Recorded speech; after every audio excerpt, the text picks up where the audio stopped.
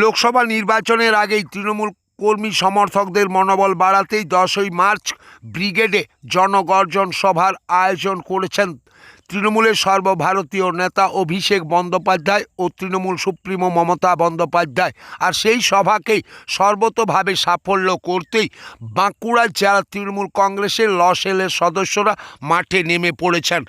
তারা এলাকায় এলাকায় পোস্টারিং করছেন, ওয়ার্লিং করছেন এবং তারা সেই সভাকে সম্পূর্ণভাবে সাফল্য করতেই বিভিন্ন পদক্ষেপ গ্রহণ করেছেন। এ বিষয়ে বাঁকুড়া এক্সপ্রেস টিভির মুখোমুখি হয়ে জানালেন আবির মণ্ডল।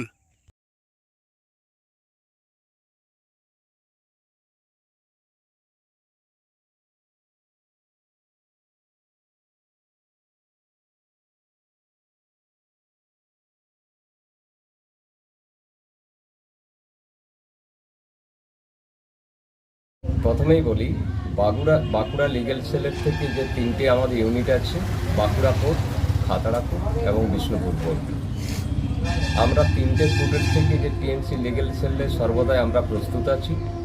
এই জনগণ গর্জন সভাতে আমরা প্রকৃতপক্ষে গিয়ে আমরা সেখানে সামিল হব এবং আমরা প্রস্তুতি যেটা নিয়েছি সেটা তুঙ্গে, সে বিষয় নিয়ে কোনো অবকাশ নেই। সেদিনে বাঁকুড়া লিগ্যাল সেলের পক্ষ থেকে প্রায় কতজন যাবেন? এখন আপাতত আমাদের টিএমসি লিগ্যাল সেল থেকে প্রায় 50 জন তো যাচ্ছি। বাসে যোগাযোগ থাকলে আবার বাড়বে। এখনও আমাদের নাম এন্ট্রি করা হচ্ছে।